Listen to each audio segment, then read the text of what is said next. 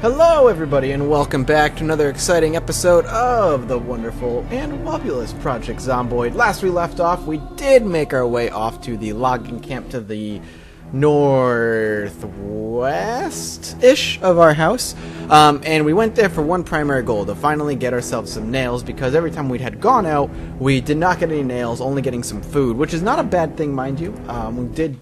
We were, should I say, able to stock up on the food pretty heavily, which is always a good thing. And now that it is time to head back home, we are going to hopefully be able to complete the wall or come close. Now, I do or am being told through comments that I have not fully emptied out the warehouse that's near my house. So I probably will make another check over there, and I will make that a priority in the coming episodes. But for now, this episode, getting back home and continuing construction, is going to be kind of our priority here. I don't know if this is the right way. I think it is. I'm pretty sure that the road's over here somewhere, I think. My biggest concern is that we're going to end up hitting a hunger point where we're not going to be able to carry as much stuff on us. If that's the case, we're going to start getting rid of some stuff.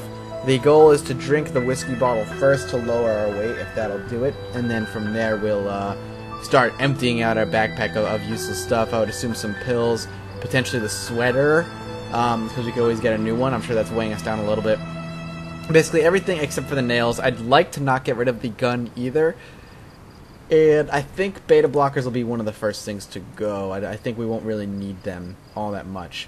From here we go this way, if I remember correctly. It is still nice and early. I would expect to get home by around 10 a.m. and be able to construct for the rest of the day. At least that's the overall hope, of course. I don't know exactly how it's going to end up working out. What hordes may or may not have moved. I don't think there was any noises that would have caused them to move themselves out of the way or in toward my area. Of course, we do have a little mini horde kind of near the house, but outside of that, we should be pretty safe. I thought I heard rustling. Sorry, I went quiet. Thought I heard rustling. How are we looking as far as sprint goes? We're going to check this every episode until we get it. But we don't have it yet. Now from here, all we need to do is head south. I got this. I got this down pat now. I absolutely know how to get to the lumber mill if need be. I'm sure there's still some nails there, so making a second trip there will probably end up being a priority for us at some point. But for now, I'm not going to worry about it. The next time we need to make a trip, I'm going to make it to the warehouse that's much closer. Especially if you guys are saying that I missed a lot of stuff there. I don't think I did. I thought I had pretty much emptied it out, but apparently that's not the case. We're just going to keep on holding that sprint button down. I think this still gets us experience points. It says 245 right now, and we'll see if that goes up. What are we, exhausted? High exhaustion, can barely run. So never mind. It did not go up anytime since then. Let's just wait. There we go. Easy enough. And now we can continue our trek home. This should lead to the backyard over here. If I remember correctly, this will lead to our backyard, which we can then go. That's the. I was like, why am I not moving? Oh, the picnic table's in the way. But this should lead directly to our house from back here. We should be all right. I think. Maybe I have a shit-tastic memory when it comes to this. This is our backyard. It's a dead zombie. We killed a couple in the back, and I think I'm right. Oh, there's teleporting crop situation. As you can see, it moved. So farming obviously going to be impossible for a little while until that bug gets completely fixed. We're going to swing inside to eat, and then we'll get right to constructing the wall again. Good. Alright, no zombies here. I do want to check out the moving wall situation to see if that is indeed the case. I think it is. But I want not moving wall, the moving whatever you call it. The moving crops. Yep, that's exactly what happened. They have moved. Oh well, no big deal. Let's start doing some building. Now, I don't know if 150 nails is going to be exactly enough. I think we might need a little bit more, but we should be pretty close to needing or getting pretty much exactly what we need here. Oh, god damn it, I forgot to get my saw and stuff. Oh no, I have it on me. Oh, I have everything on me. That was good, Mathis. Didn't even take off the tools before we went off to a giant expedition, which is actually kind of a bad thing because we could have taken more nails with us. We could have easily gotten more nails actually because the hammer and the saw weigh us down a decent amount. They take up enough slot space where that could have held up probably another solid 10 to 15 nails, which would have been overall pretty good. It would have made a decent difference. It's another 3 or 4 wall pieces depending on how many more nails we could have taken. So yeah, that was kind of stupid on my part, but it isn't the end of the world. Things and everything kind of moves on. Let's do build wooden wall, and now we can just start the construction. Okay, I don't trust him to walk by himself actually, so I will walk him here and build it myself. See, because he walks himself into the wall, I don't trust him. I'll do that. We'll do one more here, and then one here, and then we'll finally start building out this way. Alright. Good. And I still do want to build a nice little hallway from the shed all the way to the house as a secondary escape or a secondary safety area if we absolutely need to. We will end up building doors, of course. We'll re-door up the shed. What was that yawn for? Why am I yawning? We'll re-door up the shed and anywhere else. And when sledgehammers start working properly, where we can start smacking down walls again, which we can't right now, we'll bang down some extra walls and start creating extra passages and whatnot. Making, I think, overall, doing something that I wanted to do last time in the Q version was build hallways between buildings. I think that's still a good idea. I don't necessarily think that a skyway is nearly as feasible as, say, a hallway system is, because the way things are built now, you can't build skyways without like a support for so many, squares out. So for like, say, for an example, every 4 squares of skyway needs at least 1 support beam in between them. I think that's the way it works now. I could be wrong, but I'm pretty sure that's how it works. We're gonna build this wall right on top of this zombie. There we go, and now we can start building out this way. Look at that, man. That's awesome. Now building out this way is going to take a lot less work than building the wall that we built out this way, which is awesome.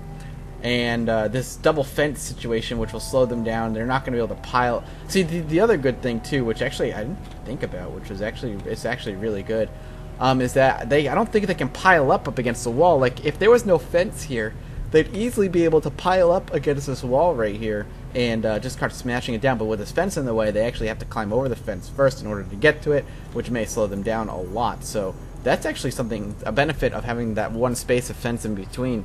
A benefit that's I never thought of before. Granted, the reason I had to do it is because there was a bug that allowed zombies to hop through the wall if the wall was directly up against the fence, meaning I absolutely had to have that space there if I wanted the wall to be even remotely effective. But there's a benefit to it at the very least. Now the question will be, if I do ever want to, the question is, I'm assuming if I ever build the wall up against the fence, they will be able to just smack the wall from the other side of the fence. So maybe having a space between the fence would actually always be beneficial, because zombies won't be able to reach. They'll have to, I mean, just thinking about it, they'd have to push themselves up and over the fence in order to at all be effective. So maybe there's actually some sort of benefit to it all.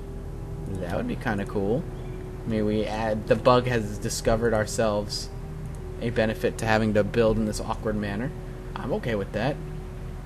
Totally cool with me, man. Okay, so some more walls there. We can build for a little bit longer. We're going to be able to get some more fences down.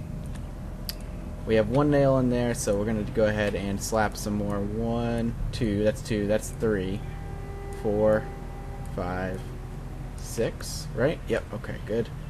We'll try to empty out these logs, I think, first. If we can get rid of these logs first, I think every time we do a big construction session like we do now, being able to empty out an entire area of the logs and whatnot is going to be good. And then next session we chop down logs, go off, go looting, find more stuff that we need, and have like once every 2 or 3 episodes have a nice construction session, and kind of make progress with the Great Wall. I think that's a good kind of balance between it all. And I don't like to not show the construction because A, it's important, and B, anything can happen, especially if we have a gunshot or my unforeseen death. I think that's something good that I like to have going.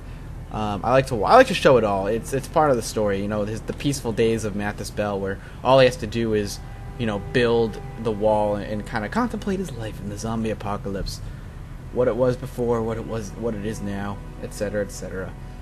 It's all part of the story, which is why I love these games.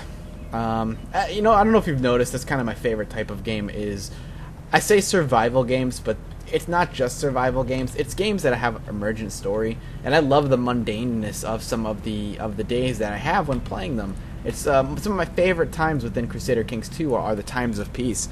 It's some of the most fun because I can sit there and kind of deal with the political end, the personal end, the stuff that, you know, I'm not marching my troops down the fields of battle. In fact, I'm dealing with my wife and my child and educating them and holding feasts and all these wonderful things, all these things that you can do during peacetime. It actually adds to the story. So when it comes to Project Zomboid, being able to have the peacetime, quote unquote, where I'm building the walls, you know, I can talk about all kinds of different things, what I'm looking forward to for the game, showing what it's like, what it would be like to play the game essentially, and what kind of dedication it takes to build these types of defenses. But that's just me. I really like that aspect of these types of games.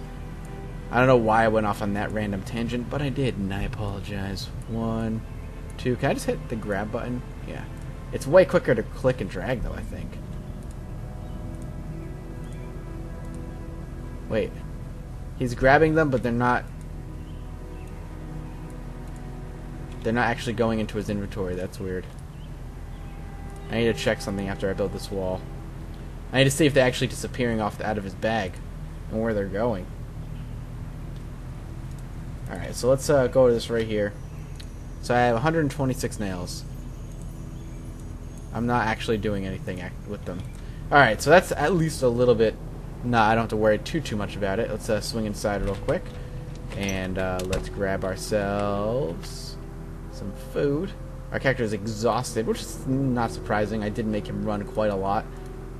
So I'll give him a bag of chips for dinner. We'll swing upstairs. We'll let him rest for the rest of the day. And we'll sleep through the night. We'll take a look at how everything is going.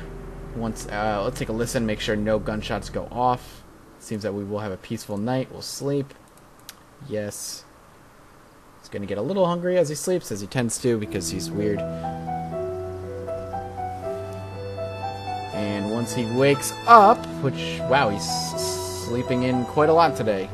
It's weird. Me and Matt has slept in quite a ton. Either way, thank you guys so much for watching. We're going to cut this here. We'll pick up with the rest of the logs, and then we'll probably go off looting the warehouse nearby.